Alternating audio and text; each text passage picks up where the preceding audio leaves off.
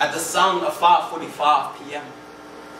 when the sky cracks its knuckles and beats the sun to a half bloody pulp when the dusk of the day cries like a morning African bloodshot sunrise. Our faces melt and cringe like a rolled up paper ball being hung above a volcano. Our eyes twitch like the arthritis of an analog clock's hands intolerantly waiting to strike 8 p.m. the time most of us worn out Americans shake the shackles off our slave-bound backs and go home to rest our souls at 5 p.m. Most of us are PMSing in the subway station where blood leaks from our periodical faces, and I swear sometimes I smell the devil.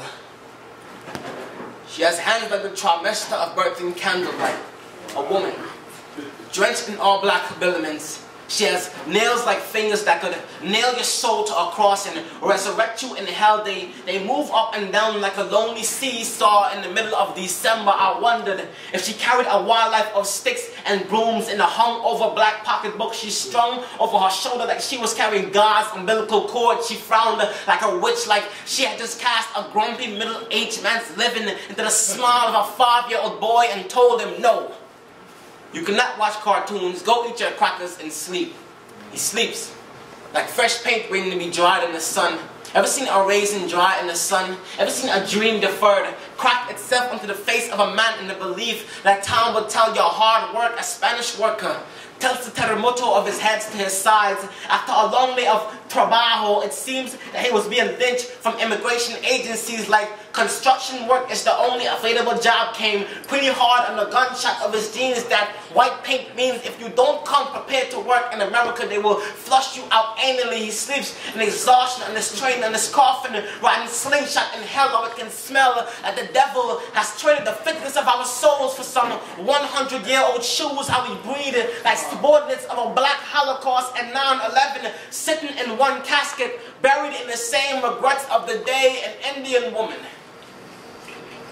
clutches her purse tightly.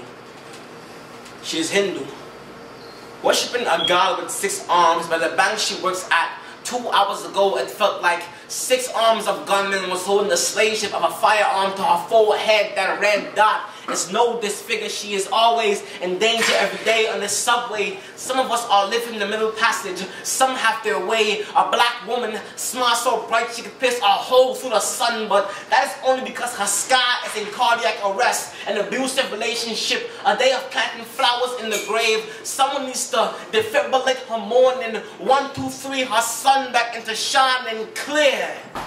Remind her that the day will survive. At 5:45 p.m. on this train, I spit some poems and laugh it up and play some music, only to remind us that at this exact point of the day, we should all be a sky of lilies and daisies, dancing to the celebration. And despite the stench of hell we carry in the fragment of our sleeves and our souls, we made it. We made it throughout the day.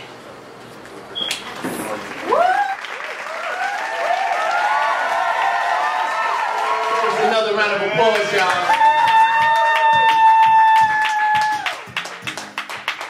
I'll allow y'all to ask 3 quick questions. Y'all got 3 questions? 3 questions. First 3 that raise your hand. 3 questions. 3 questions. 1, 2. Anybody else? 3 in the back. We got our 3. All right. First one. What's your question for? How did you become inspired to encounter poetry? Everybody heard that? Yeah. Well, if some might not know, I was born in Guyana. It's all the way in South America, next to Brazil.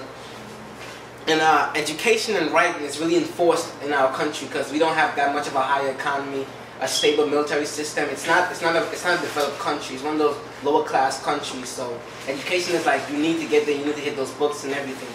So since I was like about 5, 6, I used to draw. I was an artist. I used to draw a lot.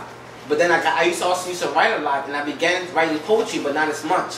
When I came out into America, I started writing poetry. I did little raps and stuff just for fun, and I got into poetry more. And when I recently moved to Weequay like 3 years ago, and I met Rob Hilton, he's the one that got me into the spoken word style and, you know, more expressive vocally and everything. And that's just basically how got here. He put me on the scene, and you know, I just do what I have to do. Right. Yeah. This guy was my coach for the slam team, so you know, they all just got me going. Second question. Second question. Are you not a teacher at your school? No, I do not plan to be a teacher, guys. Okay, so the question is gonna be flipped a little bit. What do you want to be when you grow up? Third question. No, that's not the third question. I was just directing his. Just directing traffic. What I want to do when I grow up? I just want to write. You know, I just want to write and speak.